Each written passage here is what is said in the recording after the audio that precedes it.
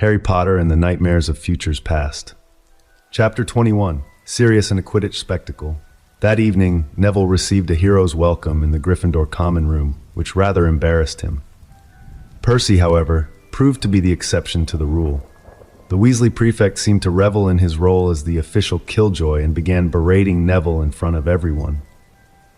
This earned Percy some mutinous glares from his housemates, which he ignored. As Harry watched his friend wilt under Percy's tirade, he finally snapped. "Right!" he snarled as he jumped to his feet and grabbed a handful of Percy's robes. "You and I need to have a little talk right now." With that, he dragged the taller boy toward the portrait hole. Percy was a good bit larger than Harry, but when he began to resist, Harry sank down into a deep front stance and continued driving forward. Between Harry's lower center of gravity and some unexpected leg strength, the prefect was yanked forward off balance. Out in the corridor, Harry brought them to an alcove and spun toward Percy, releasing his rumpled robes. "All right," Harry said coldly. "You don't like me. That's fine. Everyone is entitled to their opinion. But when you start taking it out on my friends, your license to be an utter prat gets revoked. Do I make myself clear, Percival?" "You don't tell me how to do my job, Potter," Percy snapped. Longbottom committed assault in front of the entire school. That sort of conduct is unacceptable for anyone.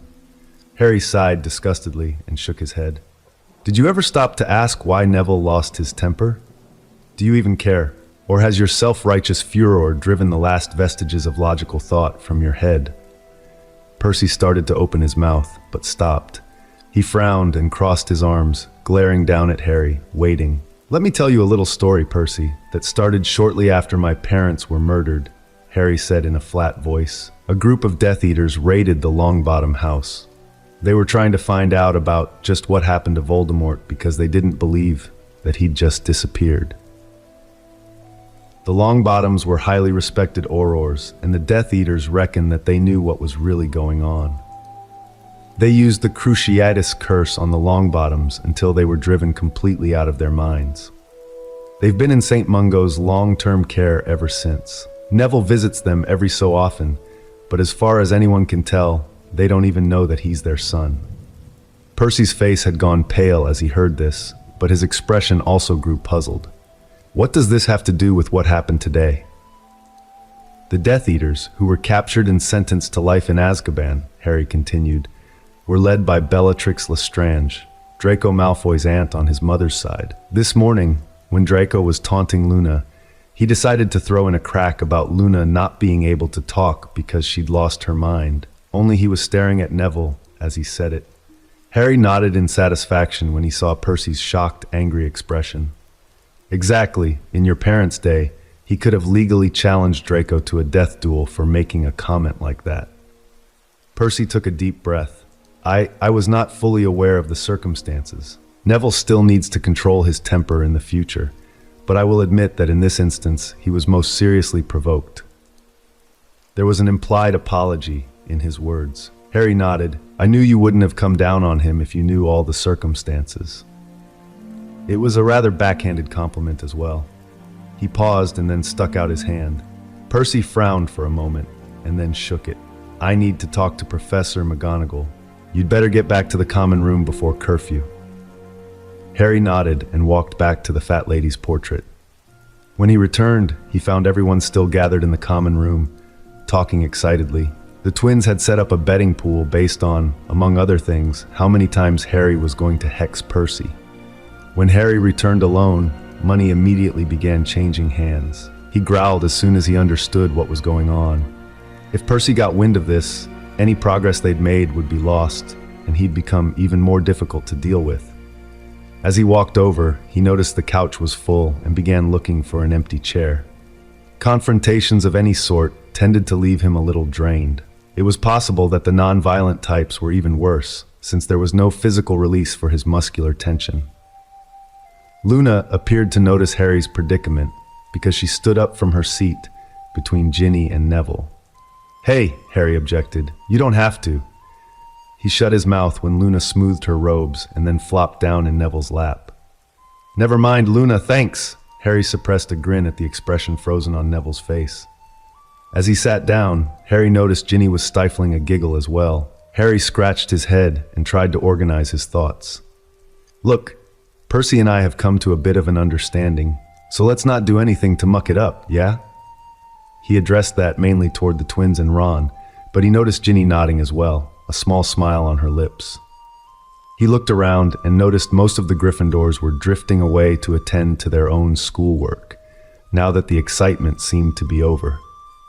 Since we're all here, we should also practice our homework, you know? With that, they all pulled out a book, but soon their eyes were closed rather than open as they began their occlumency exercises. Harry tested each of them, noting their progress. Ron was a bit steadier, and even Ginny was beginning to show some resistance to him. Hermione was frowning and turning her head slightly from time to time, so it seemed like she was testing their friends as well. Harry had given some thought to what he would do as his friends began to master occlumency. He could tell them everything individually when their defenses grew sure. But the people who were still somewhat open would likely feel excluded to some extent. While those feelings might motivate them to work harder, Harry was loath to do anything that would make his friends feel uncomfortable around himself or each other.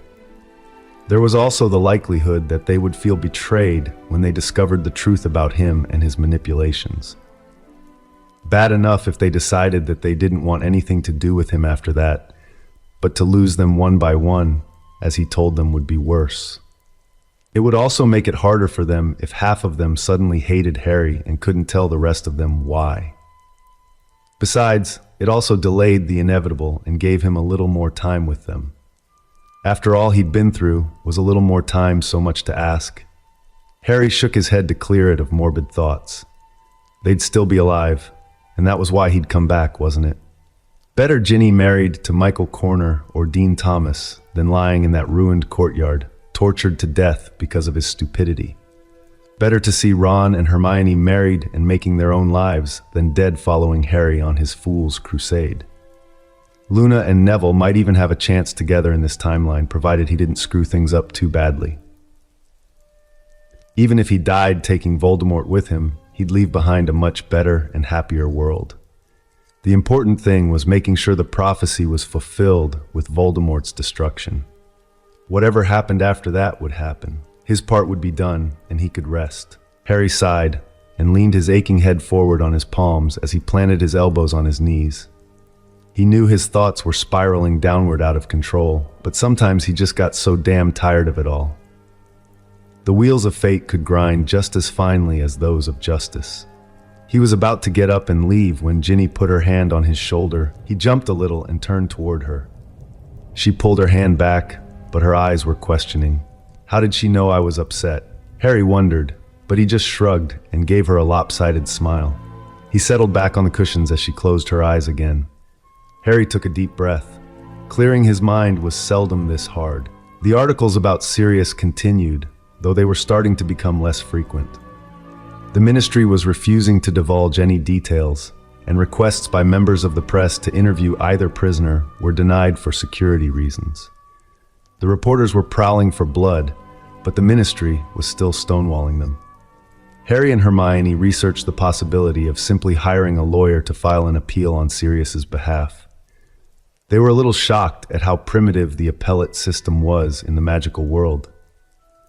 They couldn't find any clauses that guaranteed a convicted prisoner access to legal counsel. At one time, a wrongly convicted wizard could challenge his oppressor to a duel to obtain legal redress, but the repeal of the dueling code closed this avenue. Hermione had to elbow Harry to break him out of a pleasant daydream involving challenging Fudge to a formal duel and kicking the spineless politician's arse in exchange for Sirius's freedom. The wizarding legal system seemed to assume that there was no way they could make an error and convict the wrong man. Of course, with all the magical means that existed to get at the truth, it would be difficult for them to get it wrong, provided the accused actually got a day in court. Apparently, the de facto imprisonment of Sirius Black was a rather unusual precedent in wizarding law. That made the powers that be even more culpable for his imprisonment. More importantly, they would likely go to even greater lengths to avoid admitting their error. It might be easier to start researching jailbreaks, Harry finally said with a groan one afternoon, He was a little shocked when Hermione looked thoughtful rather than immediately yelling that he wasn't funny. I'm starting to wonder if there is a legal means of doing this, if people in the ministry are going to hold him completely incommunicado, Hermione pondered. I'm worried that they have something else planned, Harry muttered. He thought he might be able to introduce some of what he'd overheard in a way that wouldn't garner suspicion. I've been thinking about other reasons people might want Sirius locked away. He's now the last of the Blacks, and there is a considerable family fortune being held in trust while he's in Azkaban. He has a cousin, Nymphadora, who's an Auror, but her mother was formally disinherited before she died. His cousin Bellatrix is in Azkaban as well, but his other cousin Narcissa is Draco's mum. Hermione's eyes went wide. So if he dies in prison, Narcissa and the Malfoys would receive the Black inheritance? Harry nodded. They might be afraid to do anything overt to kill him, but between the cold and the Dementors, Azkaban is not a healthy place to be. If he died of something like that, it wouldn't raise as many questions, would it? Hermione got a sick look on her face. Harry, that's horrible! Would you honestly put it past people like Draco's family to bribe the ministry to guarantee they got his money? Hermione looked like she was on the verge of tears as she shook her head. Harry felt like a heel for asking Hermione to waste her time on the fruitless search, so he and Ron got together with the twins a few nights before her birthday and sent the fourth-year students off to Hogsmeade. Harry provided a small stack of galleons, and Ron provided a dire threat that he would personally thrash the two of them if her gift was pranked in any way, shape, or form. Neville was walking by and offered to help with the thrashing. His pounding of Malfoy had given the formerly shy boy a little bit of a swagger when he walked. That, of course, disappeared when Luna was around. She seemed to make him very nervous for some reason. The twins winked mysteriously and disappeared soon afterward. Harry knew they were using the Marauder's map and the secret passage into Honeydukes, so he wasn't really worried about them getting caught. He didn't really want to loan them his invisibility cloak. He wasn't sure he'd ever get it back, and letting those pranksters know about it was like showing a pyromaniac where the napalm and matches were stored. He and Ron were a little nervous as they waited for Fred and George to return. Sometimes their sense of the appropriate was a bit off. When they waltzed into the common room, their grins made Harry's stomach drop. One of them nonchalantly tossed a small box to Ron. There. Now let's see if we've earned a beating, oh brother of mine, Fred chirped. Perhaps we should step back so we'll have a bit of a head start, George said dramatically. Harry's fears proved unfounded as Ron fumbled the box open. Inside was a golden locket in the shape of a book. It opened to reveal a small mirror and a place to fix a photo. Harry had made a copy of the group shot Colin took of all of them and shrank it down until it fit into the opening. Does Ickle Harrikins think we need to sleep with one eye open tonight? Fred asked. Harry smiled as Ron closed the locket and replaced it in the box. No, you two have done quite well. I'm almost sorry I doubted you. Always do the unexpected, Harry. That's something George and I learned from the Marauders, Fred said in sage-like voice. The Marauders? Harry asked curiously. The marvelous, multi-talented pranksters of yesteryear, my good man, George explained in a grand voice. They attended Hogwarts long before us, but their legacy remains, and Fred and I are proud to uphold their traditions of pranking excellence. Do you know who they were? Ron asked. No, Fred said, shaking his head. Just their nicknames, Prongs, Padfoot, Moony, and Wormtail. Harry was tempted for a moment to just tell them that one of their heroes was locked up in Azkaban and then stand back. On the other hand, the Ministry might need that prison again someday. Ginny and Luna made a card to go with the gift that all of them signed. Ron and Neville felt like they should have contributed more, until Harry pointed out the key role their dire threats played in keeping the twins from buying a locket that turned into a rubber chicken. Of course, Harry wasn't above maneuvering things so that Ron was sitting next to Hermione in the common room when Harry nudged the boy and passed him the box with the card. Ron looked horrified when she opened the locket and promptly burst into tears. He hesitantly patted her arm and assured her if she hated it, they could get her something else. He was sure the twins had kept the receipt. Ron yelped when she suddenly grabbed him around the neck in a tight hug. She let him go after a couple of minutes, sniffing and wiping at her eyes. "I'm sorry," she said shakily.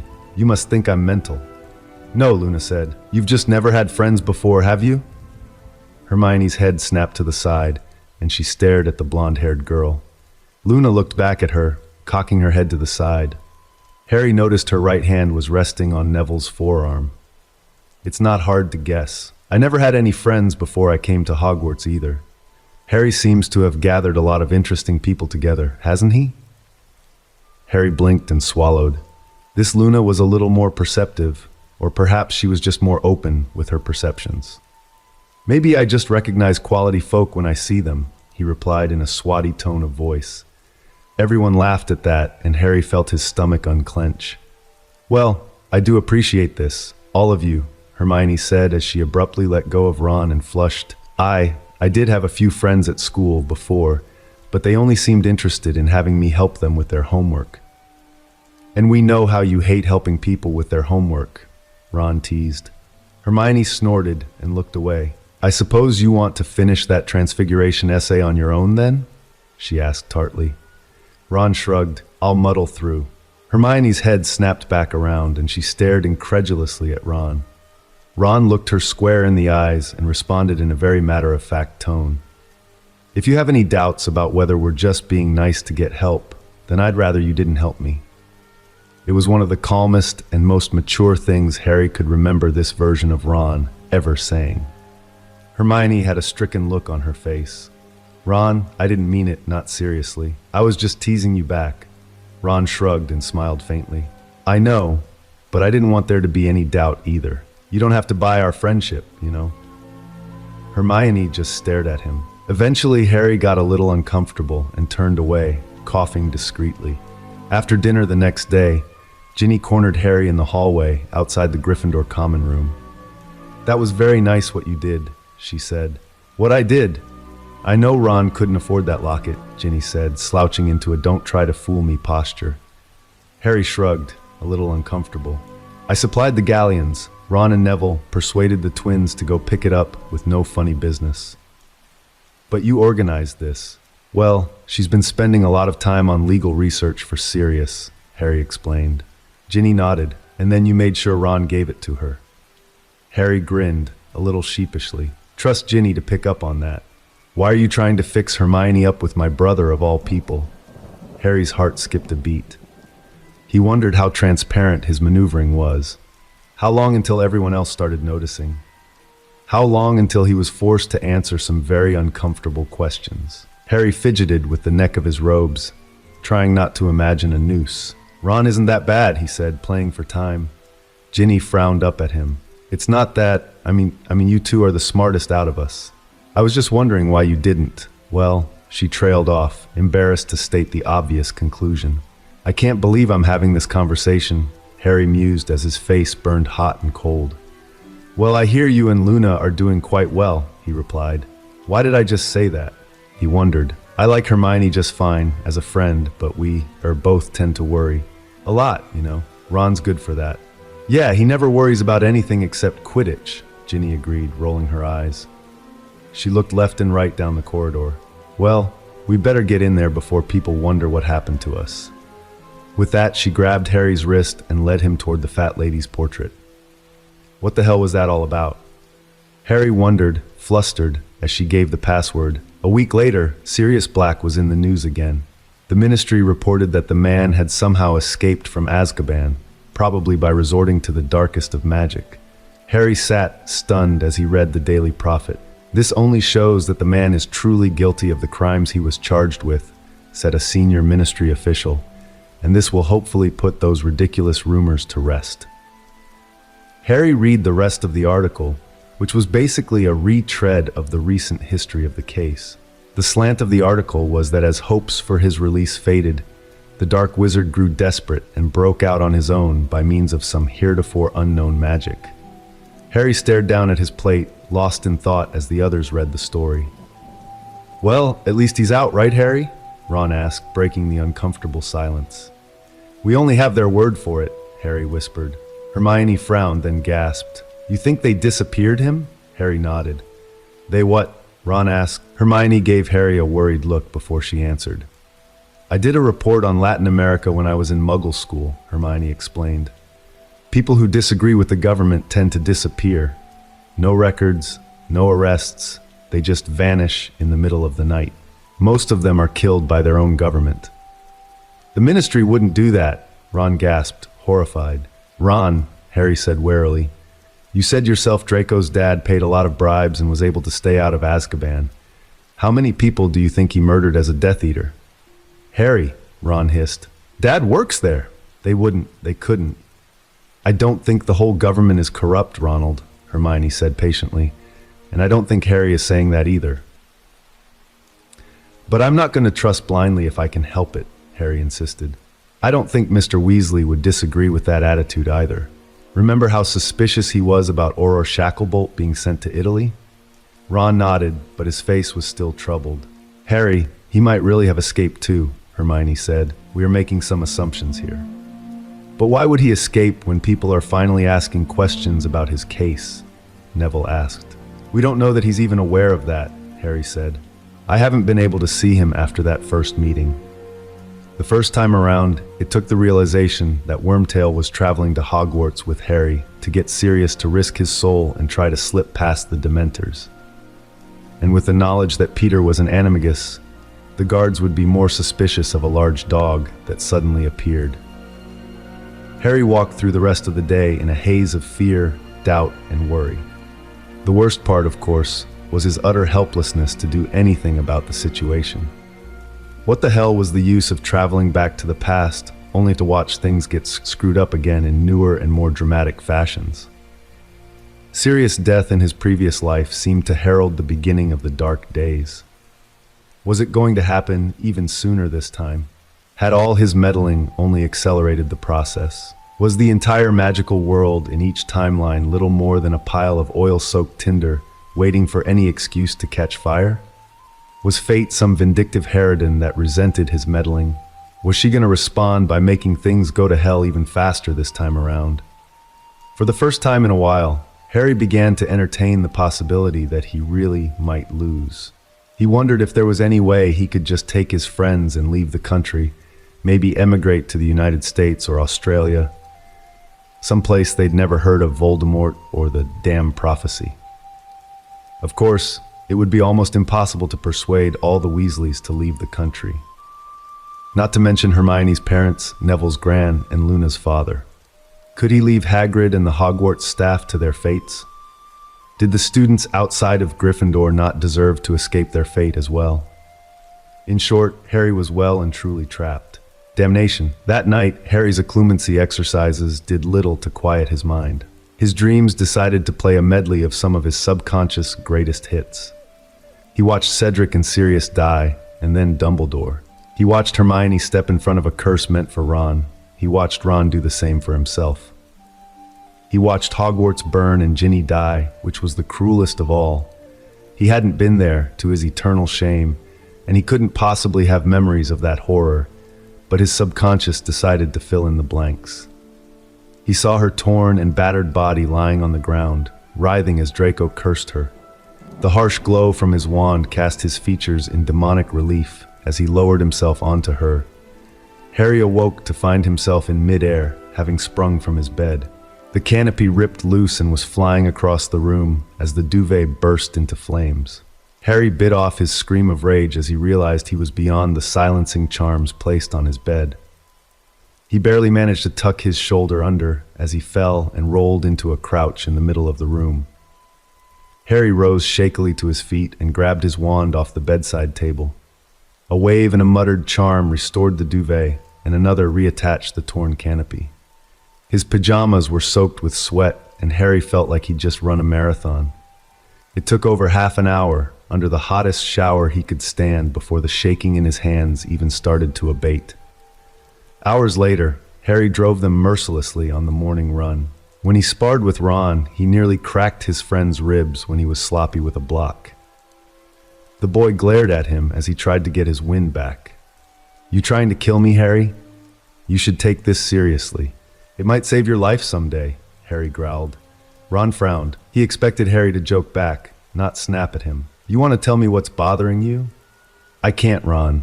Not until you learn how to maintain your occlumency and not let it slip every time you get bored. Harry's voice sounded both weary and irritated at the same time. Ron flinched back like he'd been slapped, and Harry abruptly felt ashamed of himself. "I'm sorry, mate. I had a very, very bad night, but I shouldn't take it out on you." "Better me than the girls, Harry. I at least won't hex you for it." He cuffed Harry on the shoulder, and they resumed sparring. Ron's remark reminded Harry of something, though. He cut the martial arts practice short and led them back out to the lake at a quick jog. Soon they were standing on the shore as Harry gathered a small pile of stones. "All right, we're going to work on some slightly more serious spells than you'll see in Lockhart's classroom. The cutting charm is called Defindo, and you use it with a whipping motion like this," he said as he demonstrated. "Visualize a very sharp wedge of force emanating from the end of your wand. Now, to start, we're going to practice just casting it into the water near the shore. The merpeople are out in the deep water, so we won't risk hurting anyone. Any questions?" "Is this what you used to kill that troll?" Ron asked. "Yeah, its hide was pretty tough, though. I had to wait for Neville to get it to open its mouth before I could really hurt it." Harry replied as he noticed Hermione frowning. Harry had to demonstrate the wand motion a couple of times for Ginny and Luna before they were confident they had it down. After that, as Harry led the count, they practiced casting the spell at the unresisting water. As the spells discharged into the surface of the lake, small plumes of water shot into the air. Harry noticed that his spells were creating noticeably larger splashes than the others, so he began focusing less and less when he cast. Once they were all comfortable with the spell, Harry began tossing rocks into the air in front of them as he counted. At first, none of them could strike a small moving target, but with practice, they improved. Ginny was the first to strike a glancing blow. Then Hermione pulverized the next, followed by Ron and Neville scoring a simultaneous hit. Luna squinted fiercely, but still had problems connecting as the others improved. When Harry ran out of rocks, Ron and Neville helped him gather more. Hermione, however, was talking to Luna and pointing toward the Quidditch pitch. "Luna," she asked, "how many of the goal hoops can you make out from here?"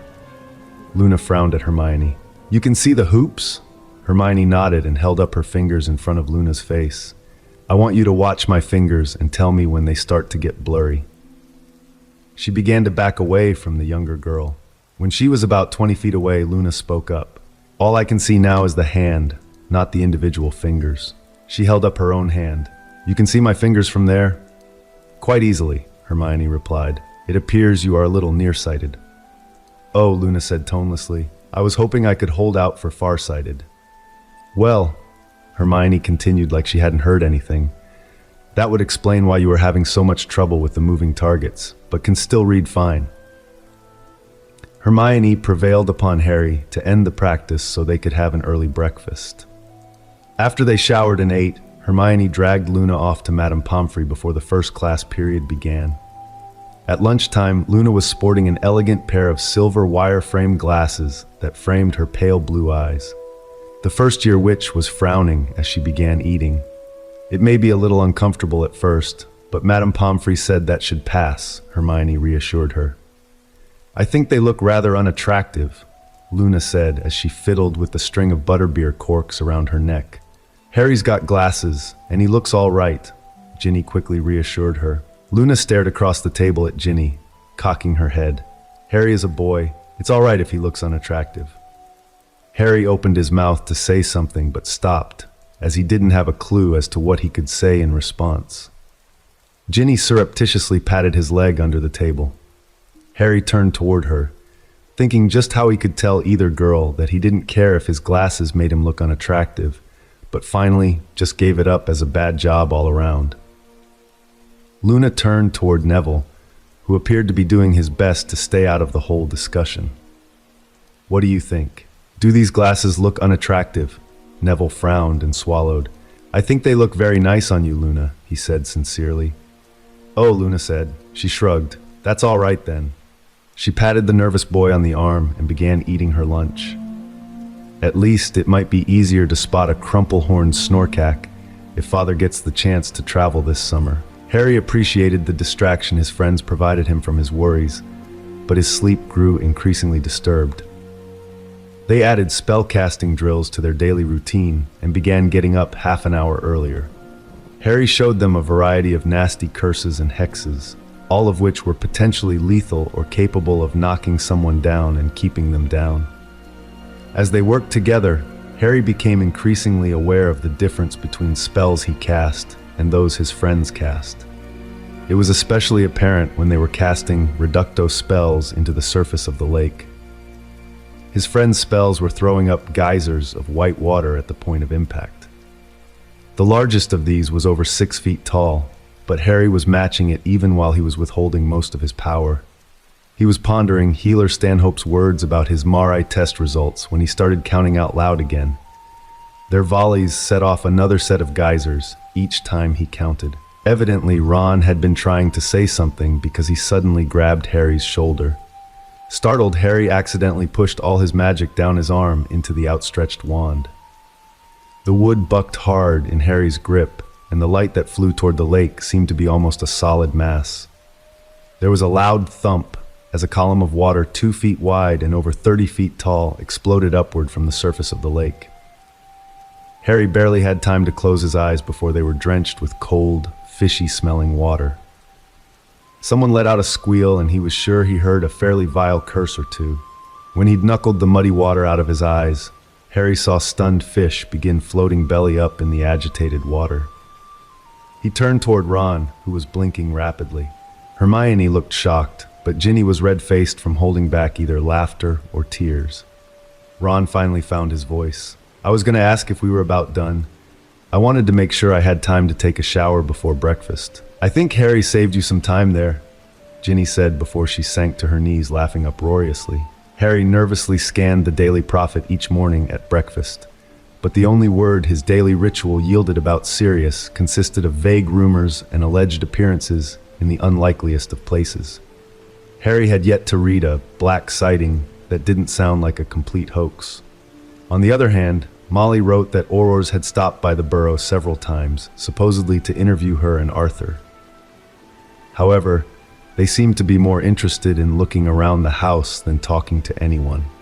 Molly also saw several new faces in the village when she went to do her shopping. Harry was also interviewed by several ministry officials at the school, though Professor McGonagall insisted on attending these meetings in her capacity as his head of house. Though he didn't think it truly necessary, Harry was amused to observe the quelling effect his stern protector had on the Auror, who was evidently assigned the role of bad cop. It certainly didn't help when Minerva reminded the man that he'd gotten much lower marks in her classes than Harry.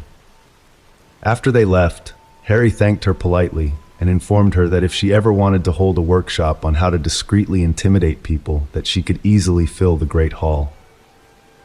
Professor McGonagall's thin lips did not curl when she raised an arched eyebrow, but she did say, "Indeed," with a hint of warmth. October brought damp and chilly weather, forcing them to bundle up for their morning exercises. Hermione found a water-repelling charm in the library that made her extremely popular with her classmates. Harry was especially grateful for her discovery as he returned from Quidditch practice the first weekend of the month. The new brooms were the only bright spot in the day. Oliver's enthusiasm was not dampened by the elements, and so he drove them mercilessly. Harry was secretly amused to note that they were practicing just as hard as they had in his previous reality, when they hadn't won the Quidditch Cup his first year. He did try and talk his friends out of escorting him to and from practice, but Ron was having none of it. Ron was convinced that Draco and his cronies were just biding their time. Harry would have argued that he was going to extremes, but he knew that in the future that sort of thinking would be necessary, so he bit his tongue. As they re-entered the castle, Harry saw nearly headless Nick drift by muttering to himself, and the boy who lived remembered the events that led to him attending the Gryffindor house ghost's death day party. Having no great desire to smell a lot of rotting food, or obtain proof that Mr. Filch was a squib, Harry stopped dead in his tracks and quickly cleaned himself using the Scourgify charm. Harry nodded toward Mrs. Norris, who just rounded the corner, and directed his friends to clean themselves up before the cantankerous caretaker caught up with his cat. He directed a few cleansing charms at the water puddled on the floor as well. When Argus rounded the corner, he found a lot of slightly damp students standing on a suspiciously clean section of flagstones.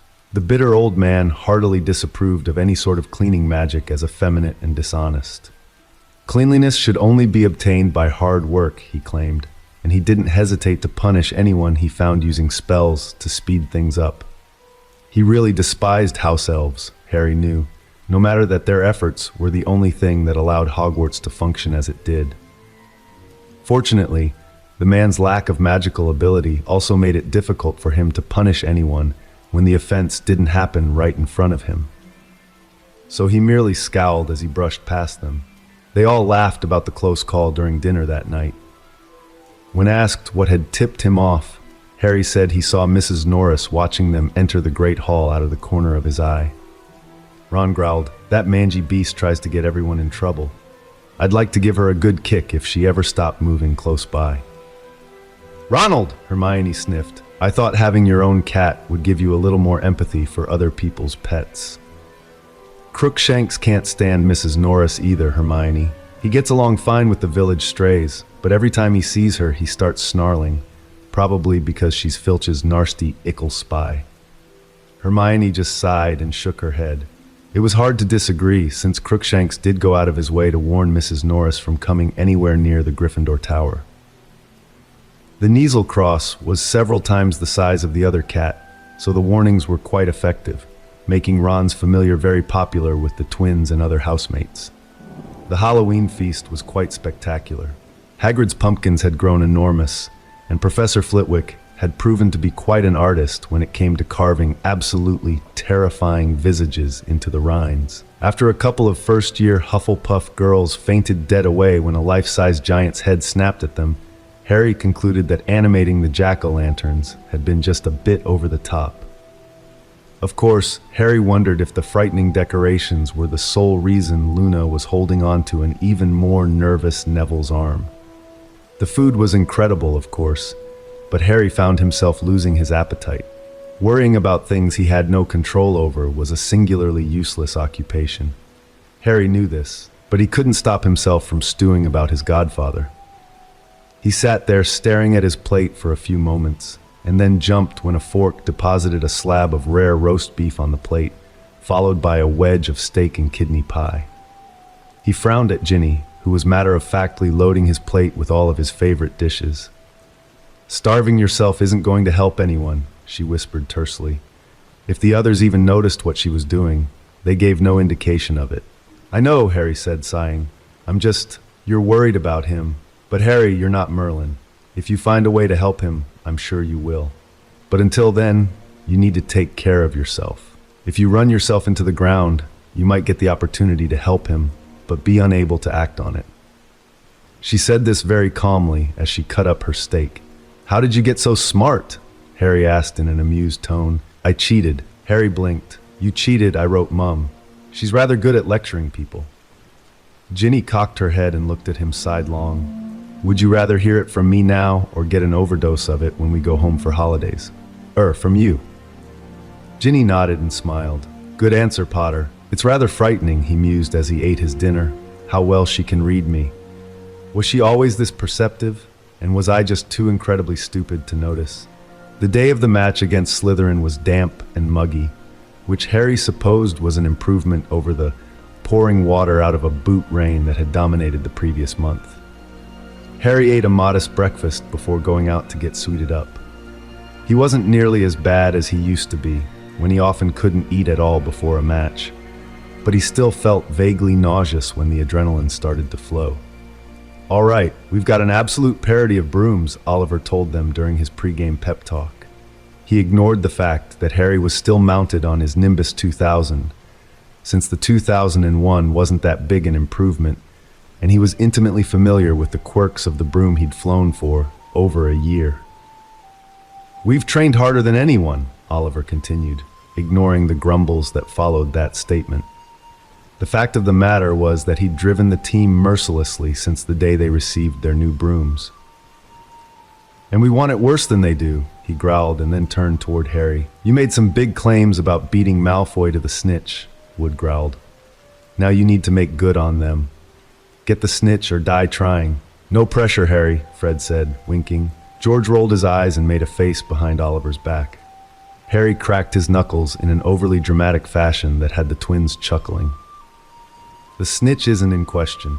What I want to see is if I can make Draco piss himself before I catch it. Oliver stared at him for a long moment before echoing Harry's feral grin. Right, good lad. Now let's go, lions, he roared as he led them out onto the pitch. Without Dobby's rogue bludger to distract him, Harry made sure Draco had a very long afternoon. The Slytherin Seeker zipped around the pitch a few times, calling Harry Scarhead and showing off his new broom. Harry supposed he also wanted to intimidate the Hufflepuff and Ravenclaw players they'd be facing later in the season. According to the grapevine, those houses were less than pleased about the Slytherins and Gryffindors receiving new brooms. Professor Flitwick was working toward cutting a similar endorsement deal with Comet, while Professor Sprout was lobbying the Board of Governors to have the Quidditch matches played on a standard set of brooms provided by the school itself. Harry didn't really care what happened, as long as Slytherin didn't have an overwhelming advantage. Draco's broom was only marginally faster than Harry's, and the blonde Seeker quite obviously couldn't handle it well at full speed. Harry demonstrated this by diving just past the Slytherin player and then flipping over him in a quick barrel roll. Draco couldn't stop himself from flinching back as the red-robed figure flashed past and around him. Harry hauled back on the shaft of his broom and kicked it into a standing stall so he could smirk at his furious counterpart. Already frightened, Malfoy? Money not doing you a lot of good up here, is it? He sneered. He supposed he was pushing things a little, but the vision of Draco torturing Ginny would not leave him alone. While it was technically possible that something like that had happened, it was more likely just his own fears and frustrations that were torturing him through his nightmares. Harry's expression suddenly became very keen, and he spun his broom and pushed it over into a dive, flashing under Draco in an instant. The Slytherin Seeker didn't hesitate and followed Harry in his sudden plummet. Harry waited until he was about to strike the turf before he hauled back on his broom with all his might, veering to the side as he pulled out of the suicidal dive. Blades of grass made a whirring sound as the toes of his shoes skimmed through them. Even sweeter sounds were the sudden thud and tumble as Draco hit the ground and bounced into the air. "Oh, that's got a sting!" Lee Jordan announced over the enchanted megaphone. A picture-perfect Wronski feint by Potter, and a wonderful example of why little rich boys shouldn't try to buy their way onto the pitch by Malfoy. Sorry, Professor," the boy concluded, though he didn't really sound that sorry to Harry. Ron later told him that Professor McGonagall didn't look all that irate either. Draco shakily took to the air again, and Harry began circling him in a distinctly predatory fashion. The circling also meant that Harry could look past the boy and search for the snitch in every direction without being obvious. After Angelina scored a goal, making it 70-30, Harry saw a flash of gold near the Slytherin goals and took off after it immediately. Draco, wary of another feint, was slow to follow him. The roar of the crowd soon disabused him of that notion, and he began pushing his broom for every scrap of speed to try and catch his nemesis. Harry cursed as he dodged a bludger from one of the Slytherin beaters. The snitch passed behind the goalposts and disappeared again. Harry glanced behind him as he flattened his dive until he was just skimming above the turf. Draco was obviously pushing his broom for all it was worth in an attempt to catch up. Pulling back sharply on the handle, Harry engaged the braking charms and let the uneven drag flip the broom over onto its back as it slewed sideways. Letting go with one hand and unhooking a foot, Harry splayed his limbs and dropped into a rough starfish and stick, right in Draco's flight path. Draco didn't even have time to yell as he jerked his speeding broom into a sharp turn to avoid Harry. Directly colliding with the opposing Seeker when not in pursuit of the snitch could get Draco thrown out of the game if Madame Hooch were so inclined. Unfortunately, he couldn't manage a completely flat turn. His right toe dug into the turf, and at the speed he was traveling, an instant later the Malfoy heir was tumbling across the pitch in a blur of silver and green robes. Harry hauled himself back up onto his broom, just in time for a bludger to glance off his hip and send him spinning. The Slytherin beaters were closing in with blood in their eyes. This made sense because if the snitch appeared while Draco was taking a dirt nap, they had no prayer of winning.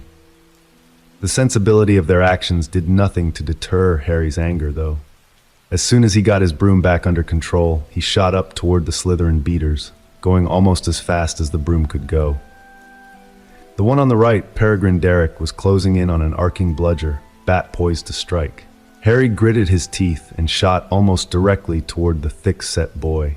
As the beater closed in on the bludger and cocked his arm back to hammer it with his enchanted bat, Harry veered off at high speed. Derek got a nasty grin as he struck the iron ball with a resounding smack.